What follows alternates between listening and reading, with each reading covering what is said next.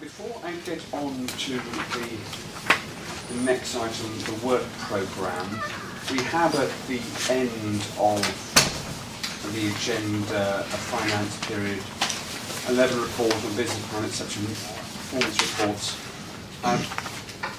In normal circumstances, when we would have certainly a full quarterly report, Barbara Moorhouse would be with us for that, but Barbara told me before the meeting, indeed she did give apologies for meeting that she had some family business to attend to tonight. It would be all right if she delegated to one of her officers to attend instead, which I said was in order at that time. But this afternoon members would have received a series of questions which have been raised by a member of the public, and Barbara wanted to speak to those to give members some background about what has given rise to those questions. Over to you. Thank you. I mean, firstly, let me say, if any committee member wants to explore any of the issues raised in the paper, I'd be very happy to do so, preferably with a little more notice than the few hours that we've received.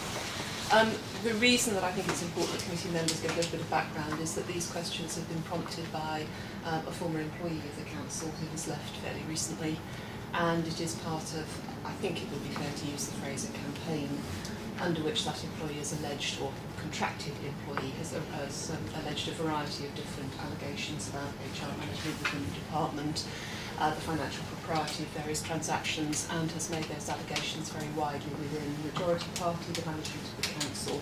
The minority party, Alderman specifically, has been alerted by this individual to all sorts of allegations of malpractice. The facts are that this person was employed in the council before I came. He's worked as a junior analyst, I would say in most cases adequately, for around 2.5 years, I believe. It may be a little longer than that because he predates me. He was unsuccessful in securing a permanent role during the Finance Foundation's reorganisation, although he was given every opportunity to do so. And it was made very clear to him when he was unsuccessful in finding a permanent role, his contract would be terminated. Initially it was to be terminated in December.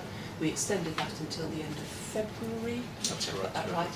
End of February to cope with some year-end preparatory work. And I think it would be fair to say that we're quite surprised in that it was only on his last day that all sorts of issues have been raised and allegations made. It's upset a number of his former colleagues who have been implicated by him raising allegations on their behalf, from which they have said to myself and the Chief Executive and put in writing that they wish to disassociate themselves. So this particular letter, the questions that have been raised are very much of a piece with questions that have been raised scattergun across a wide variety of potential targets. That's why I'm very confident that that is what has given rise to this letter this afternoon. I'd just like to then say to the committee there are perfectly good answers to all of these questions and queries, and I'd be happy to deal with them in the normal way.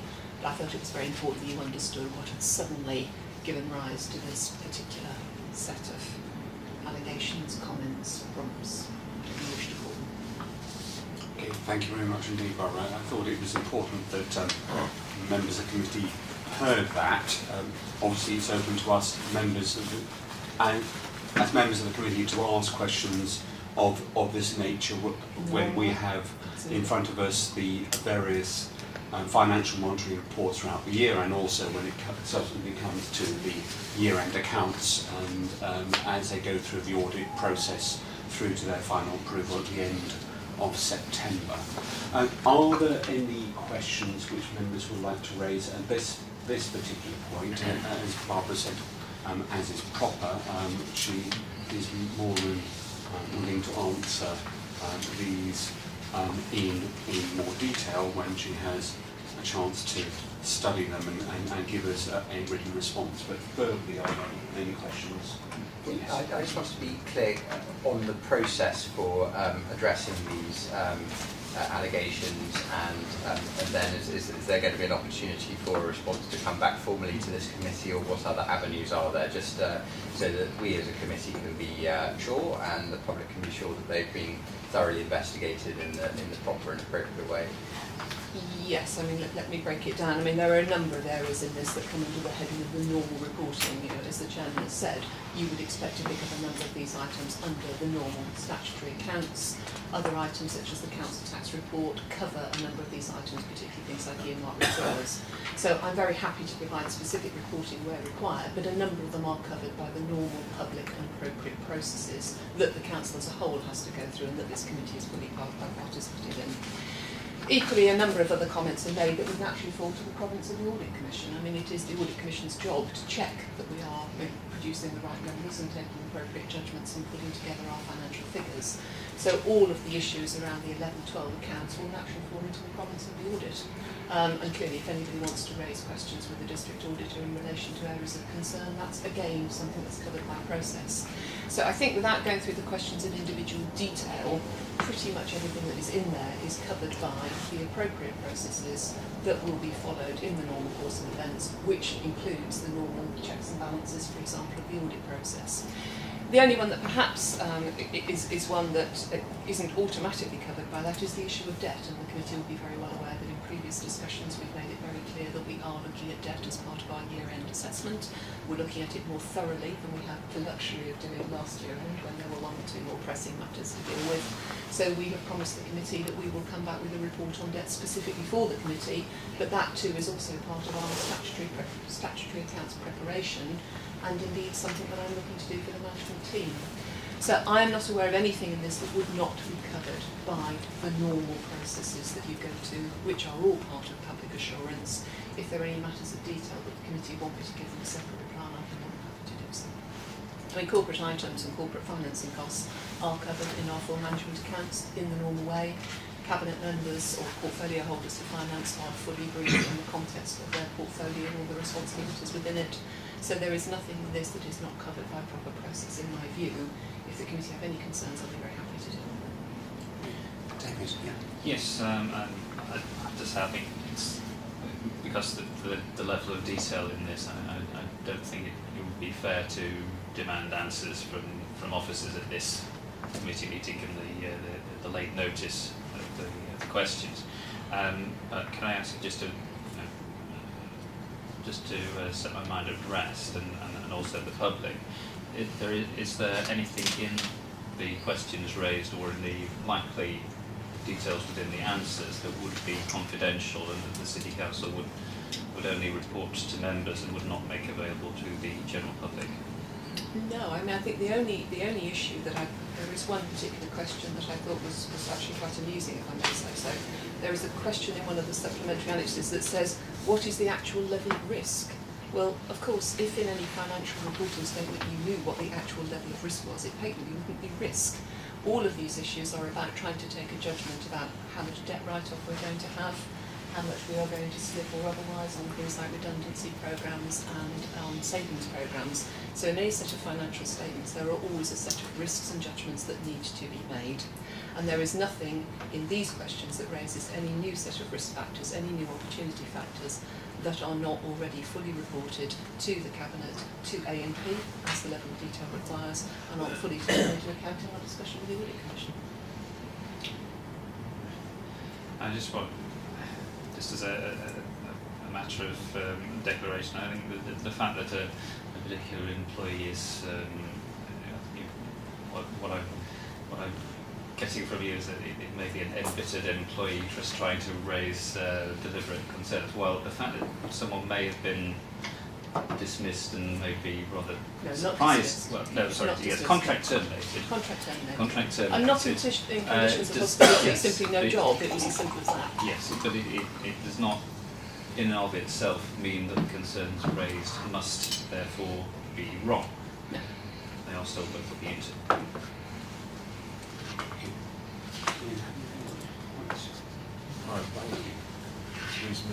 Reasonably.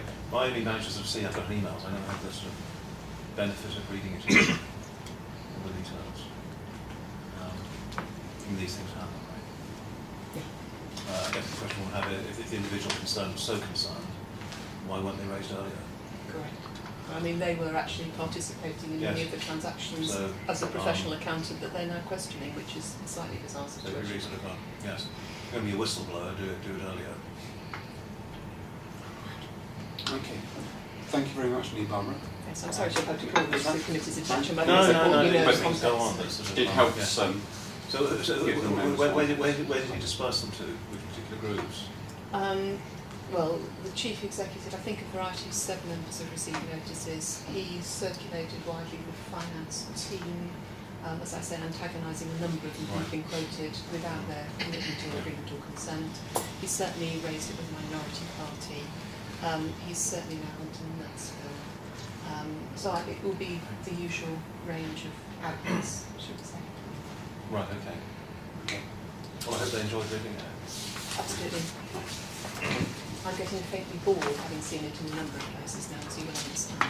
And it's very disruptive to the work of finance team, actually. No, I can imagine actually. Right. Is there any sort of is there any issue where you think sort of employees of the council have been intimidated by this? Let's just say that we are considering the behaviour of the individual and whether it has been entirely in accordance with all of the usual. I'd be sort of deeply concerned personally that sort of if this has taken place and it's actually aimed at intimidating staff doing a job in quite challenging circumstances, and sort of we as politicians sort of have to be aware of the context when things are done and sort of the impact it has on innocent members of staff, and they're often sort of the people that this falls onto quite unfairly. So if you could relate back personally for me, my thanks to the staff, and sort of I fully understand what stresses they've been put under through this type of sort of action. We will very much appreciate that, No, actually. so if you can pass that on to me, and maybe it'd be useful if some of the other people that have received the information might sort of have such a consideration as well. The chief executive has written to all staff who were Right. named Okay. in these documents to reassure them that this would not be taken Right. into Well, it context. circulates in public. This is sort of, I think, a form of deliberate attempt to intimidate. I think that's rather sort of unpleasant. Yes, I But I agree. think we as politicians from all sides, both Labour and Conservatives, have to support staff in the appropriate circumstances. Thank you. Much appreciated. I will make Hope sure that can be minuted as well. Thank you very much indeed. As I say, if there are any specific points, I'll be more than happy, and if then I may repeat my apologies, Chairman, Right. and leave John Ogden to handle the normal Yes, indeed. period 11 report with Right. any supplementary. Thanks very much. Thank you.